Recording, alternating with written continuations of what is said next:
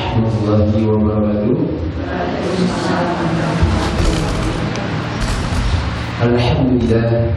Alhamdulillahilladzi arsala rasulahu bil huda wa dinil haqqi liyudhhirahu 'ala dini kullih walau karihal kafirun. Asyhadu an la ilaha illallah wahdahu la syarika lah wa asyhadu anna Muhammadan 'abduhu wa rasuluh.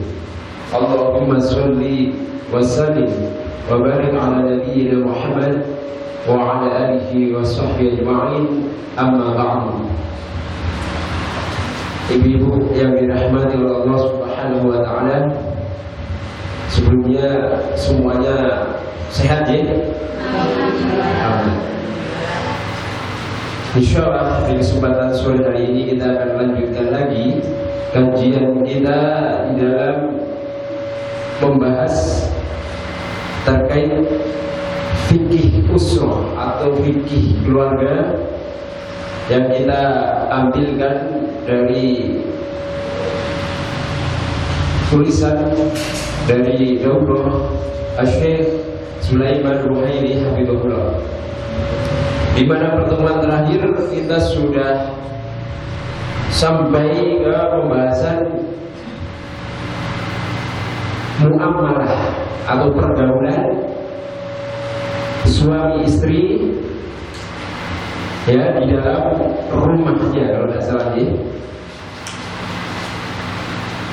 di mana di antara pokok yang terakhir kita bahas terkait dengan pokok-pokok dari pergaulan antara suami dan istri ketika berada di rumah, yaitu menampakkan kecintaan baik secara lisan, ucapan ataupun perbuatan. Kemudian juga kita dianjurkan untuk melakukan ya perbuatan yang akan menambah kecintaan. Nah, kemarin kita sebutkan contohnya, salah satunya adalah ketika Aisyah dia minum, kemudian dia juga sedang dalam keadaan haid, kemudian Aisyah memberikan bekas dari gelasnya untuk minum, dan Rasulullah ternyata mencari posisi di mana bibir Aisyah radhiyallahu anha itu yang dijadikan untuk minum. Jadi bekasi kalau bahasa kita ya. Nah ini biar Aisyah itu senang, oh ternyata Rasulullah begitu sayangnya, begitu cintanya kepada saya, sampai-sampai sampai-sampai bekas bibirnya aja dicari ya untuk bekasi. Masya Allah ini. Nah ini Bu, ya, monggo bisa nanti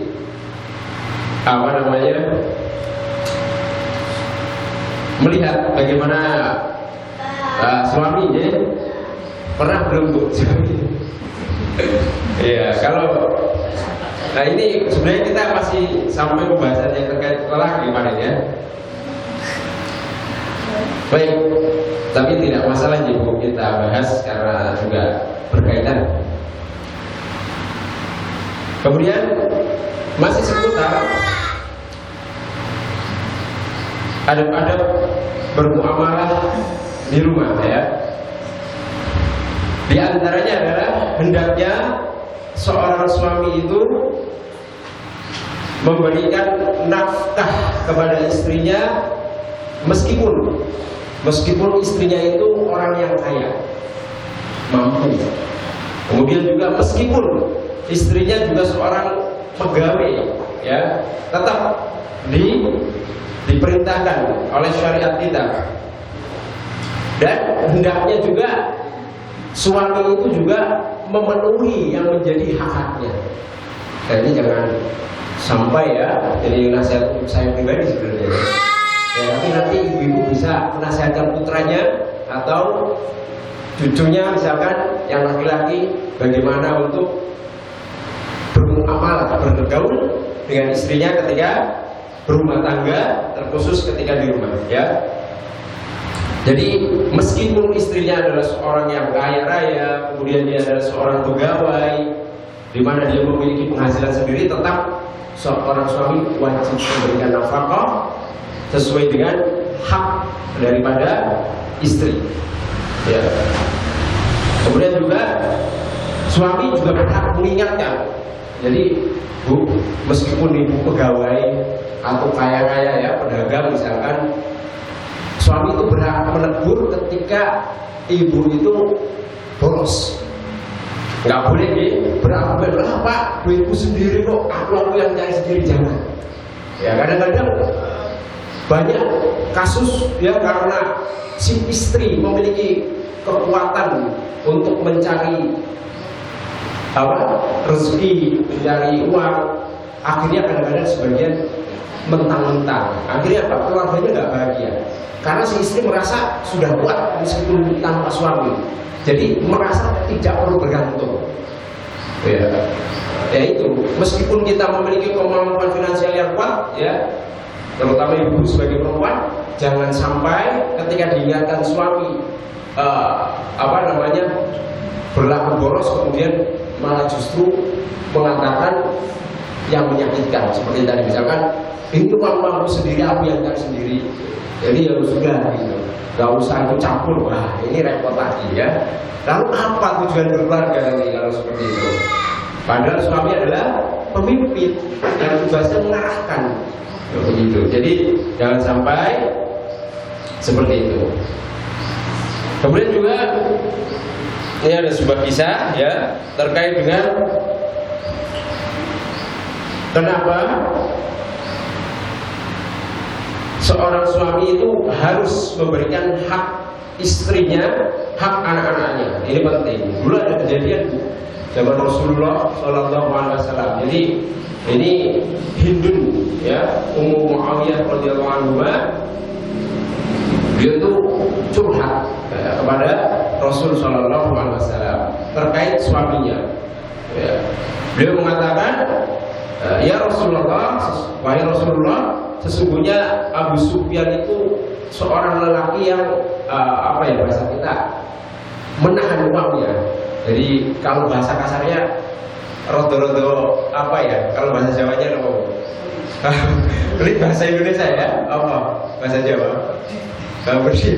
Ya, bahasa itunya medit ya gitu. Jadi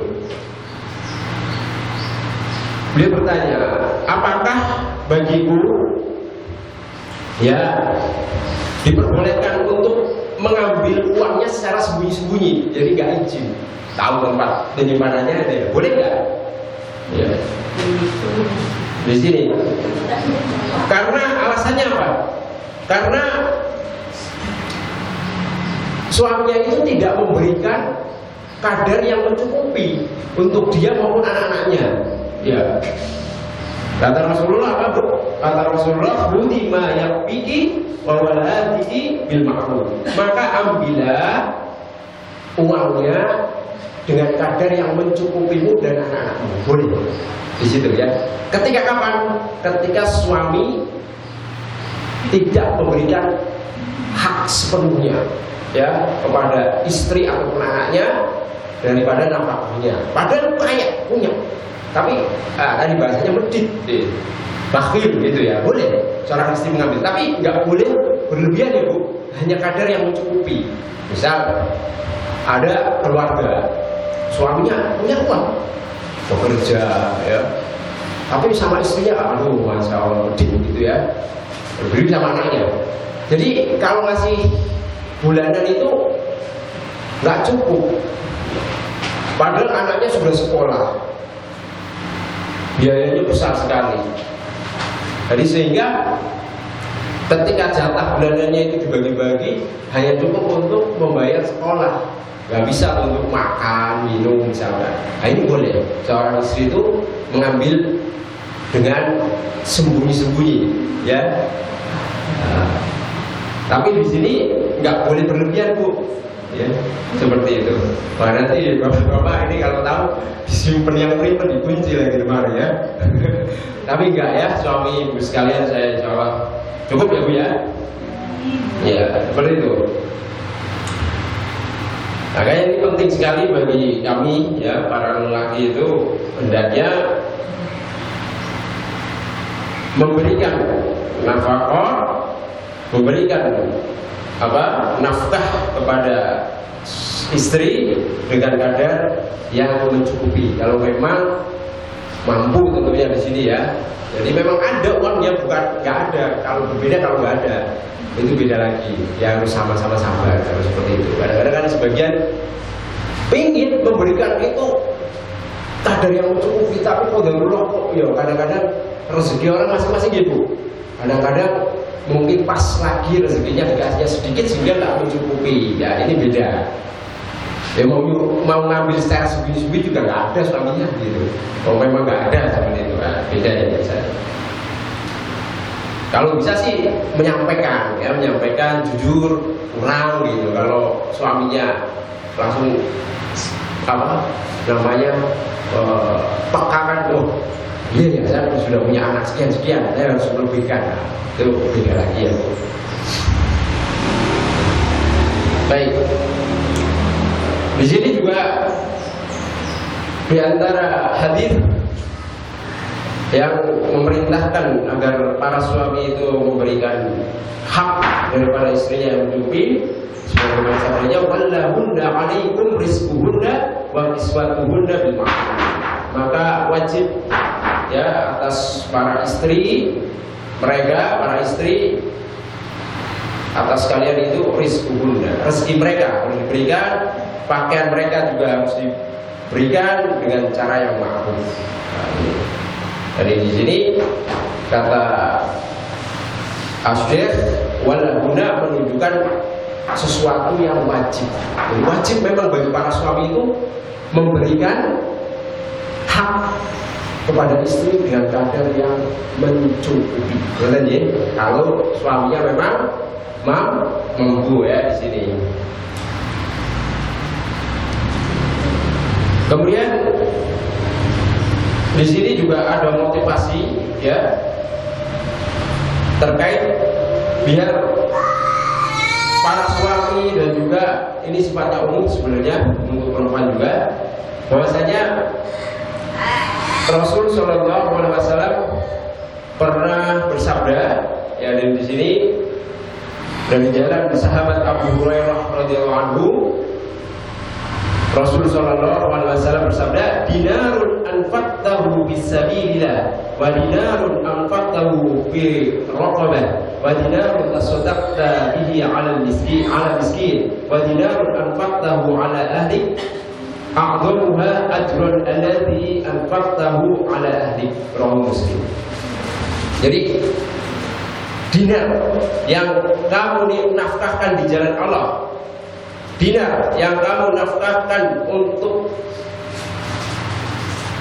budak, dinar yang kamu sedekahkan untuk orang miskin, dan dinar yang kau infakkan kepada keluargamu, maka pahala yang paling besar adalah ketika dinar tersebut engkau nafkahkan kepada keluargamu. Masya Allah. Jadi padahal pilihannya apa? Untuk berjihad, untuk budak, untuk orang miskin, untuk keluarga. Tapi ternyata sedekah ya yang kita infakkan untuk keluarga kita itu pahalanya jauh lebih besar. Masya Allah. Jadi kadang-kadang kebalik prinsip orang. Kalau sama orang lain ya Allah ya apa? Kalau bahasanya royal apa? Lomo kan? Lomo, iya lomo. Wah, apa-apa dikasih ya. Apapun yang punya dia sama orang lain luar biasa. Giliran sama istrinya, sama anaknya, sama keluarganya, aduh, ya ditahan. Padahal seandainya nih orang tahu pahalanya itu jauh lebih besar ya. Kalau dia berikan kepada istri dan anaknya, apa? Rugi ya. Gitu, ya. Jadi ini penting. Makanya ketika bersedekah itu yang utama adalah kerabat kita terdekat, ya. Baru nanti orang lain, seperti itu. Kalau ada keluarga kita yang mungkin kurang dari segi ekonomi, infakkan ke situ. Jangan orang lain dulu dilihat, karena pahala terbesar adalah di situ dulu, ya, baru orang lain. Kemudian ada juga motivasi lain, ya, dari hadis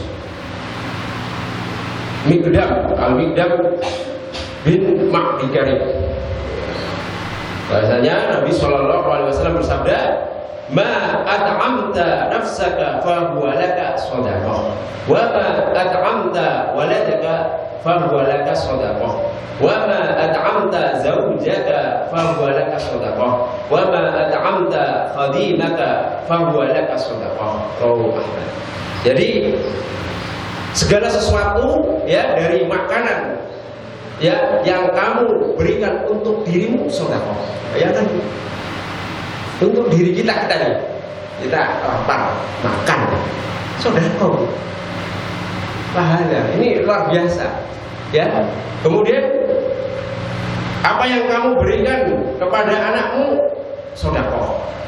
Makanan apa saja yang kamu berikan kepada istrimu, pasanganmu, sedekah. Yang diberikan kepada pembantumu, sedekah. Bahkan untuk diri kita haus minum, jadi sedekah. Padahal kita yang untung juga jadi sedekah. Karena tubuh kita pun punya hak atas kita. Makanya jangan zalim. Karena tubuh kita sendiri jangan pernah zalim, Bu. Ya, jangan pernah istilahnya melakukan pekerjaan melebihi kapasitas tubuh kita. Diposir sampai nggak karuan, sampai nggak tidur. Tubuh kita punya untuk istirahat. Lapar padahal nggak puasa, tahan-tahan, ya, makan, punya hak tubuh kita. Kita untung nanti dapat pahala sedekah, dapat kenyang juga, aktivitas kembali semangat, ya, seperti itu. Masya Allah, ya. Kemudian juga motivasi lain, ya, dari hadis Nabi SAW, "Innaka lan tunfiqa nafaqatan tabtaghi biha wajha Allah illa ujirta 'alaiha hatta ma taj'alu fi fayyi imra'atik." Sesungguhnya tidaklah engkau memberikan nafkah di mana tujuannya dari memberikan nafkah tersebut adalah mengharap wajahnya Allah, kecuali engkau akan diganjar darinya sampai apapun yang kau sedekahkan untuk atau kepada mulut istrinya. Ini menunjukkan apa? Ketika seorang suami memberi makanan kepada istrinya jadi sedekah yang luar biasa, pahalanya begitu besar. Makan suaminya datang bawa roti untuk anak istrinya, pahalanya gede sekali. Kadang-kadang karena sudah menjadi kebiasaan, niatnya kadang-kadang ini para lelaki seperti saya, ya. Jadi kadang-kadang niatnya nggak diperbaiki terus. Maksudnya gini, kan tadi disebutkan dalam hadis harus mengharap wajahnya Allah. Jadi ketika kita membawa makanan, entah itu roti, buah, selainnya, itu hendaknya para suami atau ibu-ibu kalau memberikan kepada anaknya, itu niatkan karena mengharap apa? Wajah Allah, ikhlas karena Allah. Itu penting. Jangan sampai biarin, kayaknya hanya sebatas kebiasaan. Kadang-kadang kan seperti itu, karena sudah terbiasa, akhirnya ya itu hanya biasa. Nah, ini harus diniatkan untuk mengharap wajahnya Allah Subhanahu wa Ta'ala, biar dapat keutamaan ini. Itu Ibu. Baik.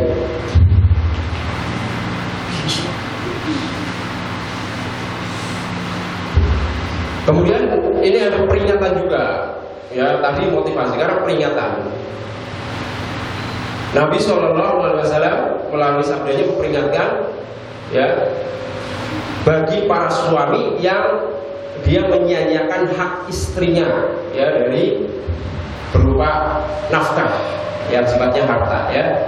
Jadi di sini disebutkan siapa saja lelaki yang menikahi seorang perempuan dengan mahar yang sedikit ataupun banyak, kemudian dia di dalam hatinya berniat ya tidak akan menunaikan, maka dia telah berbuat khada'ah ya, jadi berbuat apa namanya curang, tidak amanah. Dan apabila dia mati dan dia tidak menunaikan mahar tersebut, maka dia akan bertemu dengan Allah di hari kiamat wa zalim, dia seperti orang yang berzina. Nah, ini. Jadi kadang-kadang nggak boleh nih. Ini kan hadisnya terkait dengan mahar yang dijanjikan. Jadi mahar itu nggak harus dibayar tunai, gitu. Bisa dibayar berikutnya. Nah, kalau di uruf kita alhamdulillah sudah dibayar tunai, gitu jadi izin kayak ini, ya izin ibu, dibayar hutang, nah izin, ditunai lah apapun itu, gitu ya. Boleh dibayar hutang, misalkan maharnya 250 juta, tak hutang. Tapi dia hanya karena sekedar apa ya istilahnya memancing biar perempuan itu malu gitu ya, atau keluarganya. Tapi dalam hatinya dia niat, saya nanti tidak akan saya bayarkan jadi istri saya. Jadi kalau dia sampai mati ini suaminya nggak memberikan maharnya dan istrinya nggak pernah rejoice saya kan dia hak istrinya, maka ketika bertemu Allah kelak di hari kiamat seperti orang yang berzina. Coba. Karena apa? Menggauli istrinya kan sering tuh. Tapi dia nggak memberikan haknya mahar, gimana tuh? Ini. Makanya alhamdulillah di negara kita mungkin dibayar tunai rata-rata. Alhamdulillah meskipun seperangkat alat sholat, ya, nggak apa-apa. Pada itu juga, kalau benar nih, ini luar biasa perempuan orang Indonesia itu luar biasa saya katakan. Terutama ya di masyarakat kita di Jawa ini, kalau di pulau lain mungkin agak tinggi juga. Kalau di Jawa luar biasa, cuma kadang-kadang seperangkat alat sholat ini nggak mulut-mulut ini luar biasa, ya. Kalau di negara ribu, ya. Makanya padahal nggak berani nikah kadang-kadang. Bisa sampai ratusan juta bu maharnya. Jadi kadang-kadang mau nikah pemuda itu mikir-mikir kalau udah punya duit itu. Nah, karena dari maharnya sudah tinggi. Nah gitu. Ya, ini masya Allah. Ini Indonesia luar biasa ya. Terutama di daerah kita penerapan hadis. Ya kata Rasulullah kan. Ya perempuan yang paling baik itu kalau dia memberikan maharnya yang paling apa? Paling sederhana. Jadi nggak memberatkan calon suami. Nah, luar biasa. Bagus kita ya tradisi kita. Nah, apa? Ikhlas toh ya bu. Ya, kalau nanti hanya dengan seperangkat alat sholat, apa plus nanti? Emas 100 gram. Enggak ya? Enggak. Ya. Alhamdulillah. Ya itu bu. Ya. Nah, ini juga sebagai peringatan untuk para lelaki ini biar tidak bergambaran dalam masalah mahar. Ya kalau memang tidak mampu gede, ya jangan. Nanti khawatirnya dia ada niat buruk di situ. Kemudian juga ada hadis lain, ya yang peringatan dari Nabi SAW. Ini dari jalannya Abdullah bin Umar radhiyallahu anhu, bahwasanya Nabi sallallahu alaihi wasallam bersabda, "Kafa bil mar'i itsman an yudajji'a man yaqut." Jadi cukuplah bagi seorang itu berdosa apabila dia menyia-nyiakan orang yang menjadi tanggungannya untuk diberi makan. Ini kalau ada suami yang sampai menyia-nyiakan istrinya di dalam perihal makan, tidak memberikan nafkah untuk tidak memberikan makanan ya untuk konsumsi, ini dosanya besar. Perlu menjadi perhatian ini bagi kaum Adam ini. karena banyak ancamannya. Dan juga jangan sampai pelit. Ini bagi lelaki, ini nasihat buat saya sebenarnya. Tapi gak apa-apa ya Mbak, ya Bu ya, saya sampaikan ya. Iya. Baik, itu masih terkait dengan lelaki. Terus kemudian kita akan lanjutkan lagi.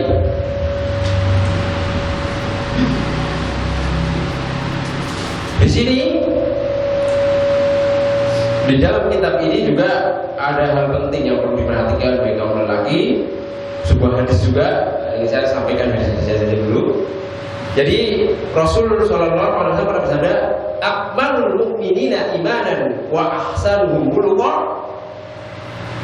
Akmalul mu'minina imanan ahsanuhum khuluqan. Jadi mukmin yang paling sempurna keimanannya adalah yang paling baik akhlaknya. Ini kaitannya kan dengan muamalah.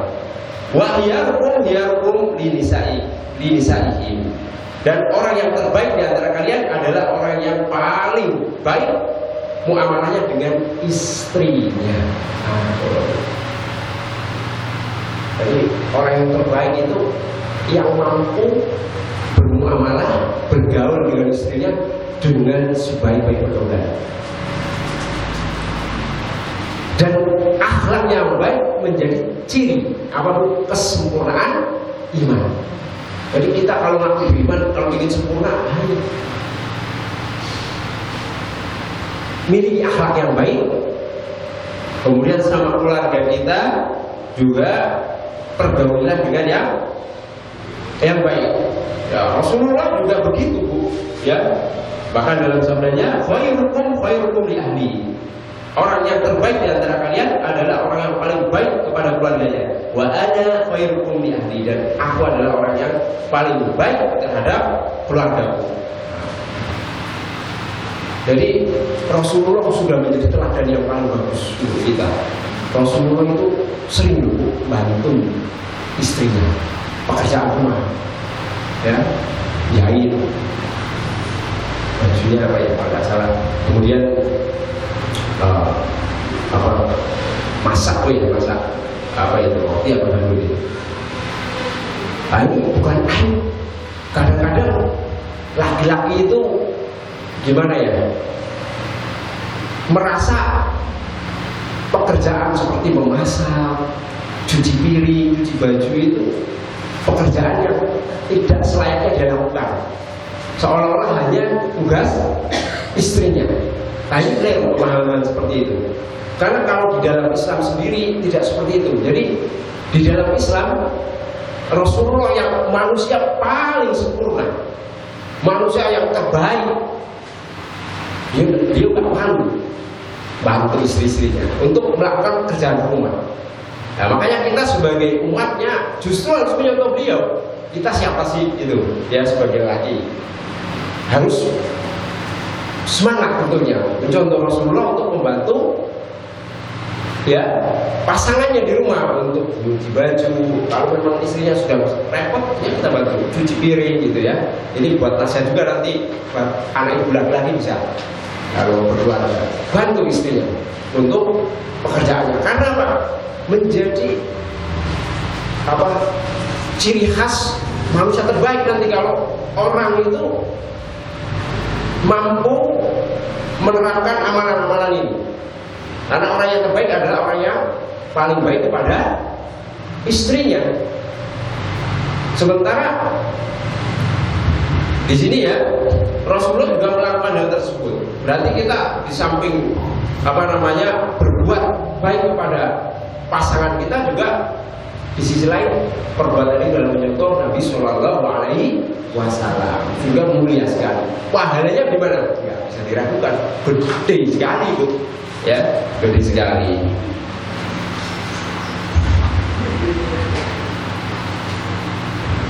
Kemudian di antaranya juga ya di sini, kalau memang seorang suami punya keterampilan masak buat istrinya.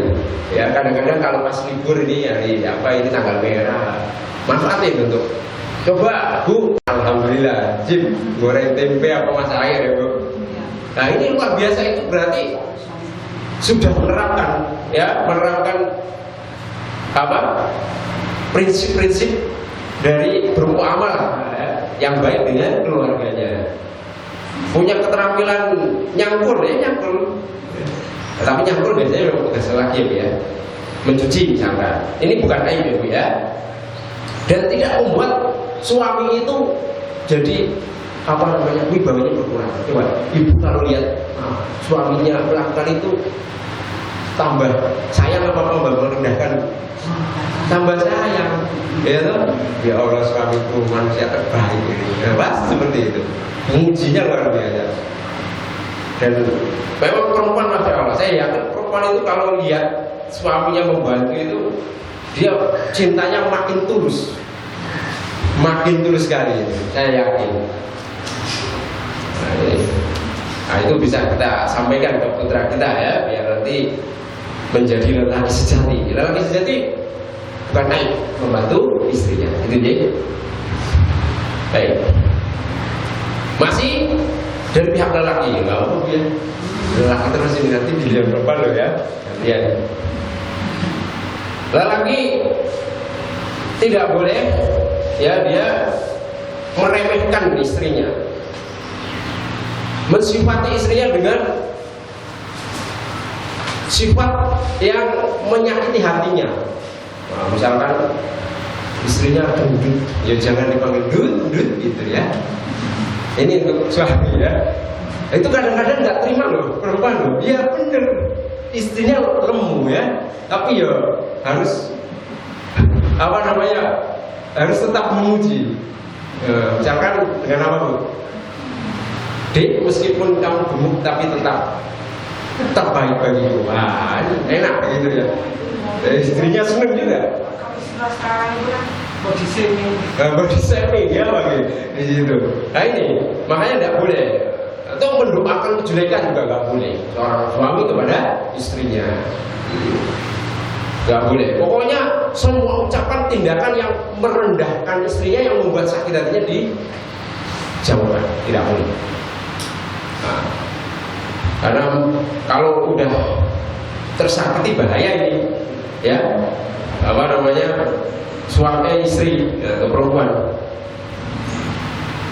Jangan sampai juga mengucapkan ucapan yang membuatnya jengkel, ya benci gitu, jangan. Atau cerita, misalkan ini untuk saya dan para suami ya, ya. Nanti ibu seperti biasa nasihatkan putranya, jangan sampai seorang suami itu muji perempuan lain di depan istrinya, bahaya. Ya, ini bahaya. Kadang-kadang kan keceplosan, ya ini ya harus berhati-hati. Nah, itu di belakang istrinya boleh. Iya itu. Ya, kalau sebaiknya dihindari ya Bu ya. Boleh juga lelaki tidak boleh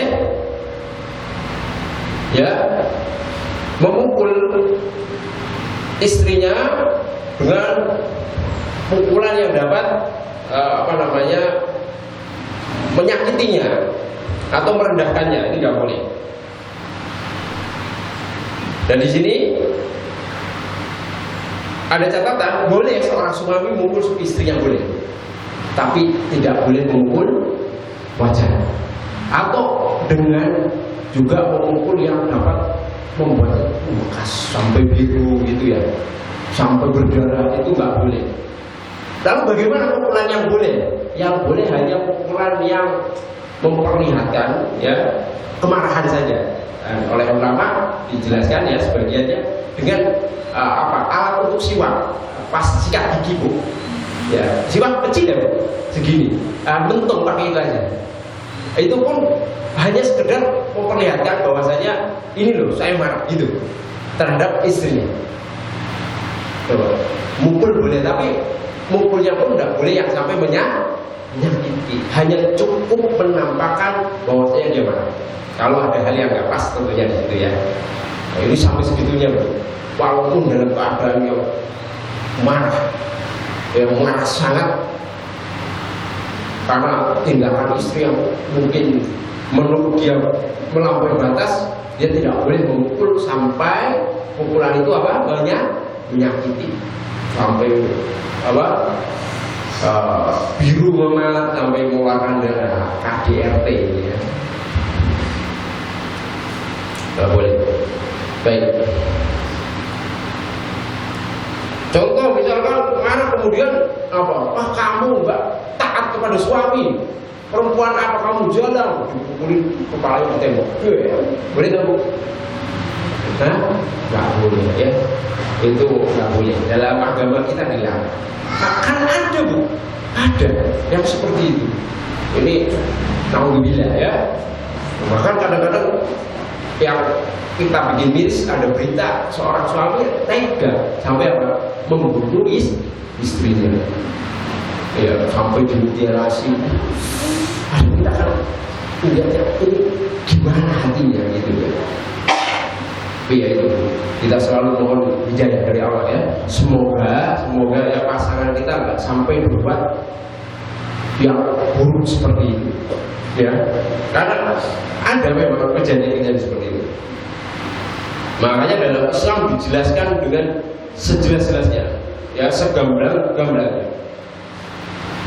Biar apa? Biar terjaga nih terkait dengan pemeluknya. Gak boleh juga memukul dengan pecut, ya. Marah misalkan punya yang suka pecut kuda itu, untuk saking marahnya gak boleh dipecutin istrinya, ya gak boleh juga, ya seperti itu.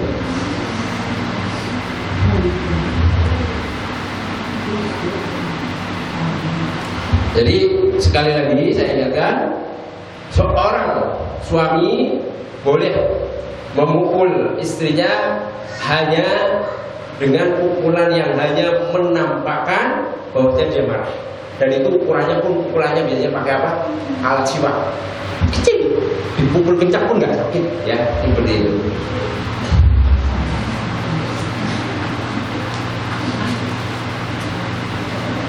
Baik.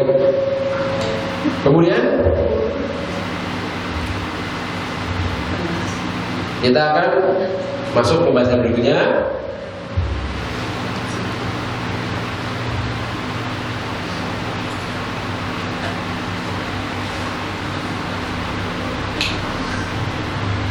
Ini juga jadi hendaknya juga ini khusus suami itu ngajak istrinya bermain. Nah, pernah diajak bermain-main? Dulu Rasulullah itu pernah ya di suatu hari safarnya dengan istrinya yaitu Aisyah. Nah, Aisyah itu di apa? Ditantang untuk balapan lari. Jadi sahabat suruh jalan dulu, setelah jalan, ayo Aisyah kita berlomba lari. Lomba lari. Waktu itu Aisyah masih bahasanya masih belum gemuk, ya masih langsing lah kalau bahasa kitanya gitu ya. Rasulullah waktu itu kalah lari, ya. Akhirnya suatu hari ada safar lagi, Rasulullah nantangin lagi Aisyah. Ayo kita lomba lari sekarang. Nah waktu itu Aisyah agak gemukan. Dan ternyata waktu itu Rasulullah yang menang. Nah ini adalah balasan untuk kekalahanmu yang dahulu. Gitu. Ya itu bermain-main ya.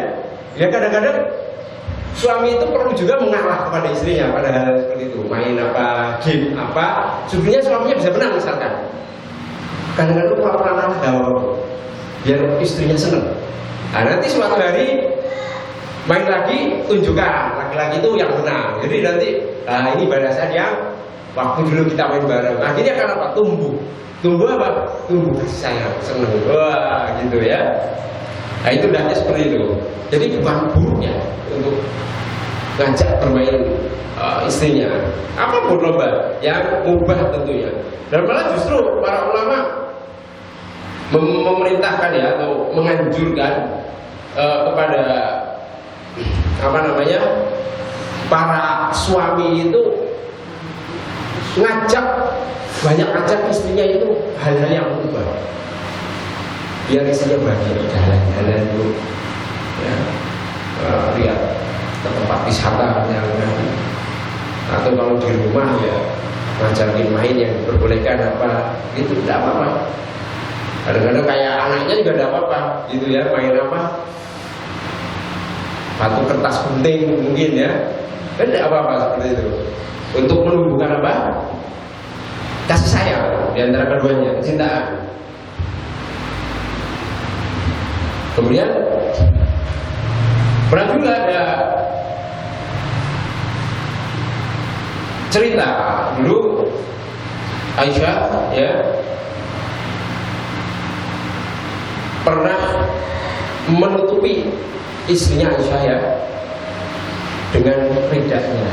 Karena apa? Ketika itu ada Habasyah ya, orang-orang Habasyah itu orang-orang apa ya, orang Afrika lah, model-model seperti itu, lagi bermain perang-perangan di masjid. Nah Aisyah itu pengen lihat, akhirnya sama Rasulullah Aisyah nonton tapi sambil ditutupi pakai ridahnya Rasul Sallallahu Alaihi Wasallam. Ya, ini kalau perempuan boleh ya Bu melihat permainan tertentu, tapi ya tetap dijaga ada pada Islamnya di situ ya. Ya, betul.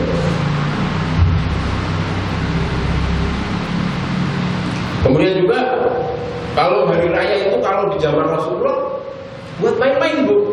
Jadi setelah sholat Id itu ya, setelah sholat Id dilaksanakan, nanti pada bermain-main, seneng-seneng di lapangan. Itu. Jadi makanya nih, masya Allah ya, di dalam Islam itu udah kaku ya. Jadi apa namanya?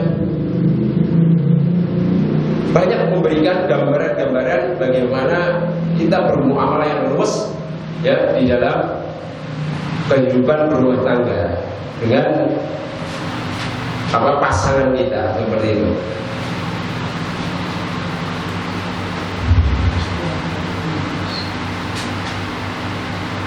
Kemudian di antara bentuk pergaulan yang baik juga adalah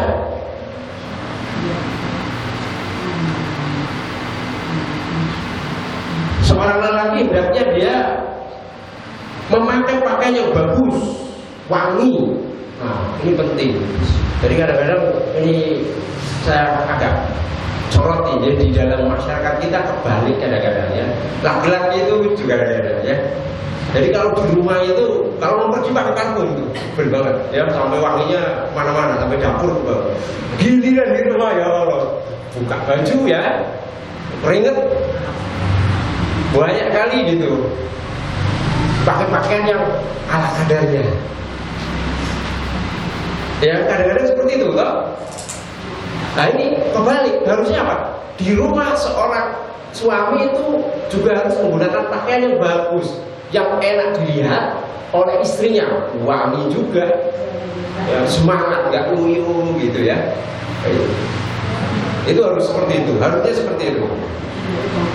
Kemudian juga rajin sikat gigi ya kalau suami, jangan sampai ada bau yang tidak sedap. Ya ini makanya di sini penting kalau suami pulang itu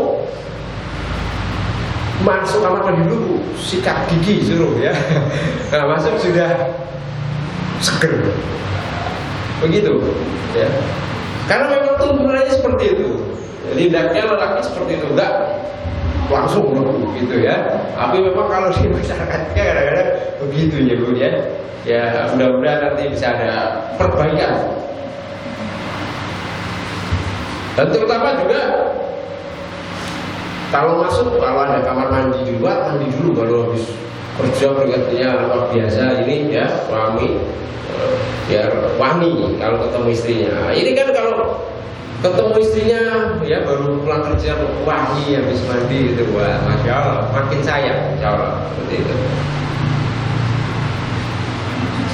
Nah, di sini ada cerita Bu ya. Jadi Rasulullah, jadi Aisyah itu pernah ditanya, bi ayyi syai'in kana yabda'u Nabi sallallahu alaihi wasallam idza dakhala baitahu. Dengan hal apa Rasul itu memulai ketika masuk rumahnya? Qalat bisiwak. Kata Aisyah, memulai dengan siwak. Jadi Rasulullah sebelum masuk rumah pakai siwak dulu, dibersihkan gigi-giginya. Kalau zaman sekarang mungkin siwak jarang ya, kalau nggak umroh atau haji ya susah dapat, atau di toko-toko juga sebagian nggak ada tapi sulit. Nah, pakai sikat gigi, ya itu Rasulullah seperti itu.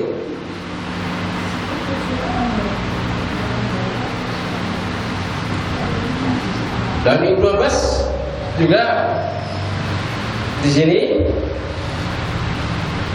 mengatakan terkait dengan seorang hendaknya itu memakai pakaian yang bagus di depan keluarganya, wangi gitu. Beliau mengatakan, ini atazayyanu limraati kama atazayyanu li rabbi. Aku itu berhias untuk istriku sebagaimana aku berhias untuk Tuhanku. Kalau ke masjid kita laki-laki ya perintahkan untuk apa? Pakainya suci, bersih, bagus ya, kalau bisa bagus, wangi, sikat gigi dulu. Nah ini Ibnu Abbas sama istrinya begitu. Jadi istrinya pun diperlakukan hal yang sama. Artinya apa? Di situ ada penekanan bahwasanya istri itu punya hak juga dari para suami itu terkait dengan tampilan yang bagus, wangi, seger, ya, nggak kumuh, nggak kucel gitu. Jadi istri punya hak terhadap suami terkait suaminya seperti itu, ya.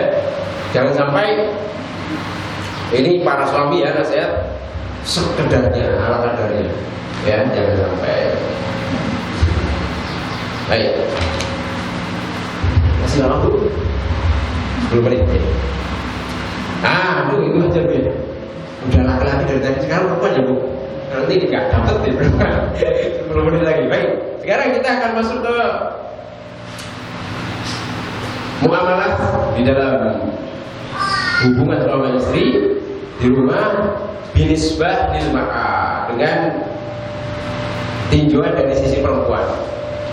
Ya, yang pertama di sini disebutkan ketika di rumahnya hendaknya seorang istri itu taat terhadap suaminya. Dia menaati suaminya pada perkara yang bukan maksiat kepada Allah Subhanahu wa taala. Bahkan sebagian ulama mengatakan inna ta'ataz zauji muqaddamatun ala ta'ati walidayhi. Jadi sesungguhnya ketaatan terhadap suami itu lebih didahulukan daripada kepada kedua orang tuanya. Maksudnya kedua orang tuanya siapa? Sang istri. Padahal anak kan wajib berbakti kepada orang tuanya, wajib taat. Tapi kalau ada dua perkara, misalkan suaminya memerintahkan A, bukan maksiat kepada Allah. Kedua orang tuanya memerintahkan B, bukan maksiat kepada Allah. Menurut para ulama, mana yang didahulukan bu? Suami atau istri? Misalkan waktunya bubarkan, suami. Jadi istri taat kepada suami harus didahulukan daripada kepada orang tuanya.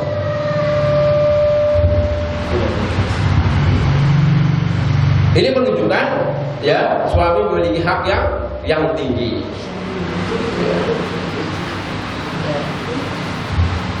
Tapi gimana kalau misalkan suaminya nyuruh maksiat, hal yang bermaksiat, tapi kedua orang tuanya bukan? Mana yang harus ditaati bu? Orang tua ya. Ini kan konteksnya kalau kedua perintah itu ketika waktunya bersamaan, perintahnya suami bukan maksiat, perintahnya orang tua bukan maksiat, maka suami didahulukan. Tapi kalau suami misalkan perintahnya adalah hal maksiat, ya kita nggak wajib taat. Malah kita berhak menolak. Itu ya. Intinya kalau taat kepada Allah, gitu ya.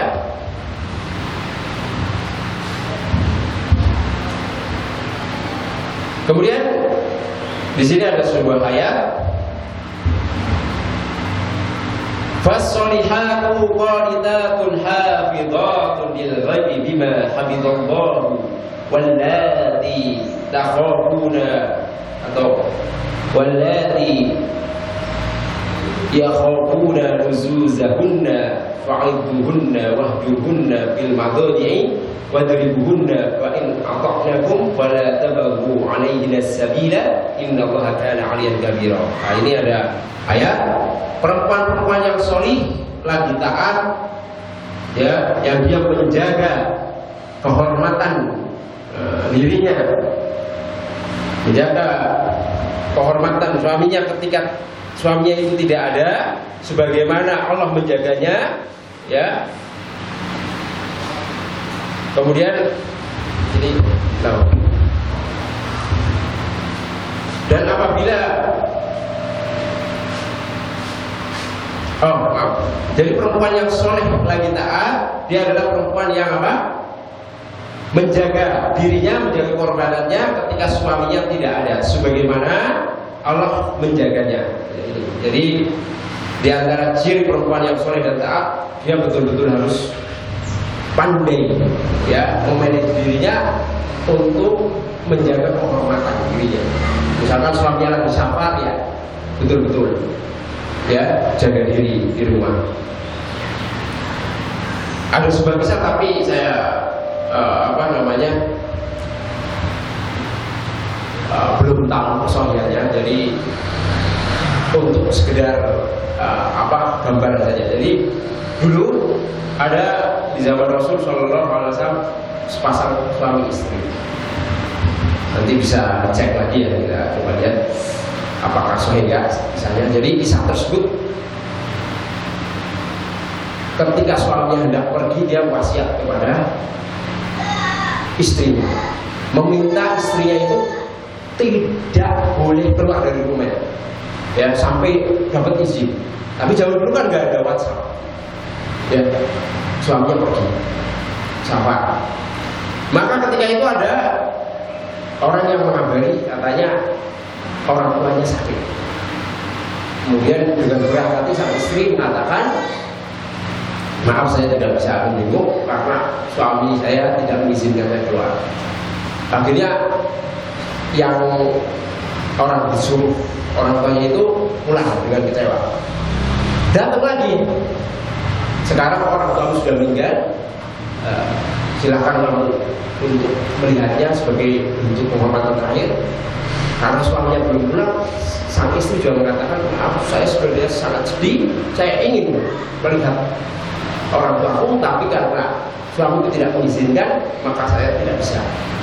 Akhirnya ketika sang orang tua meninggal, istrinya karena suaminya belum pulang, belum memberikan izin, dia tetap menjaga di rumahnya. Ini menunjukkan apa? Luar biasanya di perempuan. Padahal secara perasaan berkecamuk. Di sisi lain orang tua yang meninggal, kan nggak tahu juga suaminya kalau bakal ada terjadi seperti itu. Tapi suaminya sudah pesen, nggak boleh keluar rumah tanpa izinnya. Karena ada izin, dia demi menaati perintah suaminya, karena Allah akhirnya dia tetap bertahan di rumahnya. Nah, ini menunjukkan ketaatan yang luar biasa, ya, yang patut kita contoh, ya, terutama bagi kaum perempuan. Tapi kalau zaman sekarang mungkin lebih gampang, ya, Bu. Misalkan suami pesen, Bu, tolong jangan pergi kemana-mana, dan jaga rumah, jaga anak, itu semua kebutuhan saya cukupi, saya mau pergi seminggu. Kalau sekarang mungkin gampang, ketika ada sesuatu tinggal telepon, ya, Pak, maaf Pak, ini ada hal penting, saya harus keluar. Ibu sakit sama bapak, gitu, saya harus jenguk. Nah, boleh nggak saya keluar? Ya, suaminya tentu boleh, seperti itu, karena urgent, ya, zaman sekarang. Zaman dulu kan tidak ada seperti itu. Jadi intinya izin dulu, ya, kalau memang suami sudah memberikan amanah untuk tetap diam di rumah, untuk menjaga, kita taati.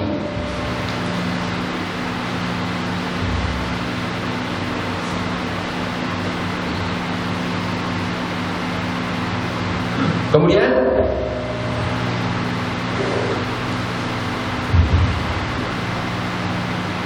kita lanjutkan. Ya, intinya di sini tadi bahwasanya suami memiliki hak yang tinggi dalam perkara ketaatan.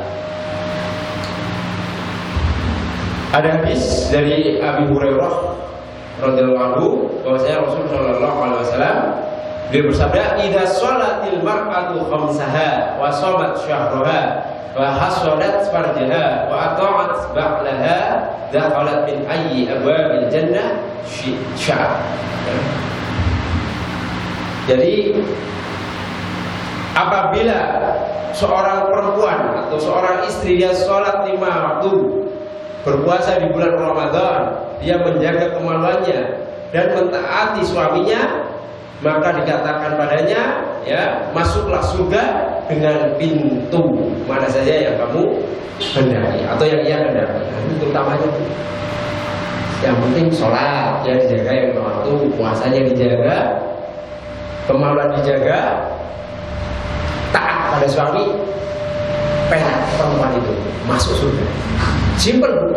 Jadi perempuan itu sebenarnya paling gampang sekali. Tapi kadang-kadang godaannya lebih besar itu. Begitu.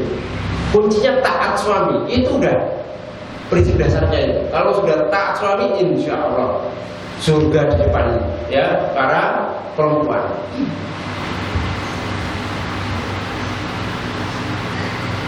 Yang penting itu tentunya tunaikan hak-hak suami dan juga hak-hak Allah ya tadi sholat biar masuk surga dengan pintu yang mana saja. Nah, di sisi lain ada nih Bu, ancaman bagi perempuan yang dia tidak mentaati suaminya. Apa itu ancamannya? Di dalam sebuah hadis disebutkan, ya, "Ithnani la tujawwizu sholatuhuma ru'usahuma." 2 golongan yang sholatnya itu tidak sampai dengan kepalanya, maksudnya tidak diangkat, yang tidak diberi pahala. Siapa? Ya, di sini disebutkan seorang hamba yang dia itu kabur sampai dia pulang. Hamba maksudnya apa? Budak. Kalau sekarang nggak ada budak nih. Jadi kalau ada budak dulu kabur dari tuannya, itu budak tersebut nggak balik-balik, sholatnya nggak akan, istrinya nggak akan diterima, nggak akan diberikan pahala, nggak akan melewati apa? Kepalanya, istilahnya perbuatannya itu. Yang kedua, wa mar'atun asad zaujaha hatta tarji. Yang kedua adalah seorang perempuan yang dia bermaksiat kepada suaminya sampai dia bertobat. Ancamannya gitu. Jadi kalau ada perempuan yang dia melakukan perbuatan maksiat kepada suaminya, melakukan perbuatan yang nggak buat ridho suaminya, ada ancaman. Sholatnya tidak diterima sampai dia bertobat. Ya, ini ancamannya adalah sholatnya tidak akan diterima. Padahal sholat wajib. Ya, kesel tak ibu ya. Sholat 5 waktu, kalau ibu-ibu sampai melakukan maksiat kepada suaminya, nggak diterima sholatnya, sampai bertobat, sampai minta maaf. Ya,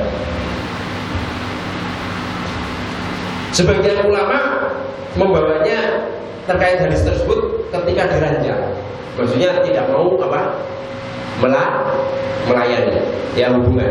Tapi ulama yang lain mengatakan ini umum untuk semua maksiat dan tidak hanya pada perkara hubungan suami istri, tapi apa, perkara umum, maksiat apapun kalau sampai istri melakukannya terhadap suaminya ada ancaman ini. Dan ini kata Syekh lakin as-shawab annahu am, ya, fi maksiatil mar'ati mutlaqan. Jadi yang benar itu adalah bukan hanya sekedar di urusan ranjang, maksudnya nggak mau melakukan hubungan bukan, tapi juga perkara lain umum. Jadi misalnya ada seorang istri nggak taat pada suaminya, malah justru bermaksiat, misalkan jalan dengan laki-laki lain misalkan, nah ini diancamnya seperti itu, ya. Tidak diterima sholatnya. Kemudian yang berikutnya, hendaknya perempuan itu tidak puasa sunnah ketika ada suaminya di rumah tanpa seizinnya. Nah, boleh Bu ya, ibu mau puasa Senin Kamis, ibu mau puasa Daud, ibu mau puasa ayam lebih yang 3 hari sebulan itu di pertengahan, tidak boleh ketika ada suaminya sebelum suaminya mengizinkan. Jadi ibu kalau mau puasa izin, Pak besok boleh nggak saya puasa?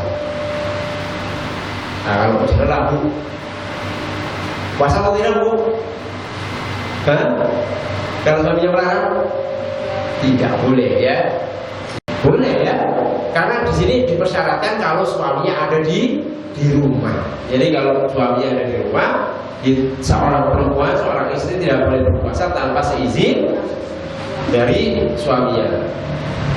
Bahkan dikatakan di sini fayyaqumu 'ala zaujah an tasuma nafilatan idza kana zawjuha hadiran.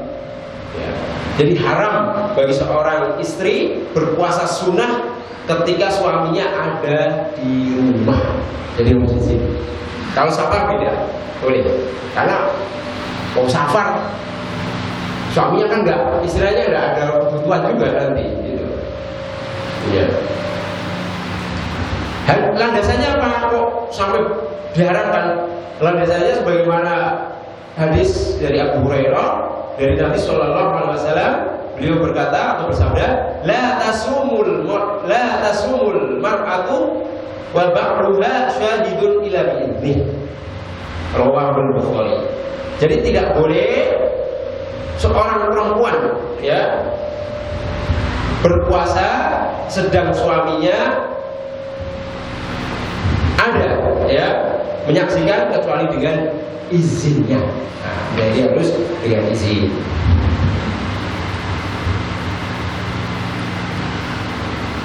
Baik.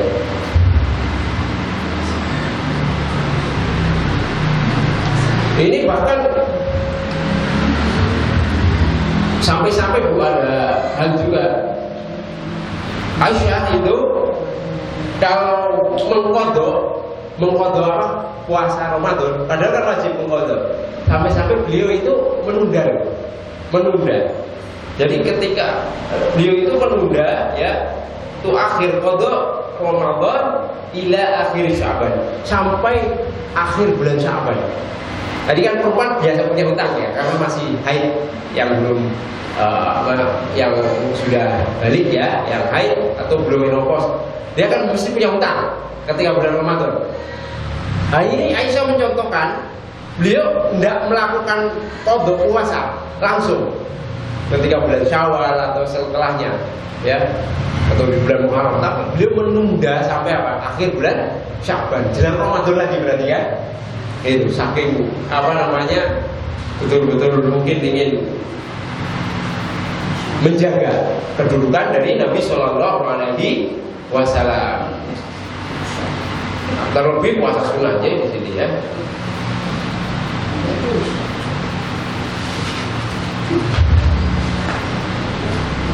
Kemudian, udah selesai Bu, jam 5 lebih ternyata.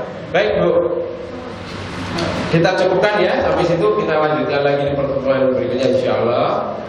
Untuk perkara-perkara yang terkait dengan perempuan masih beberapa ini.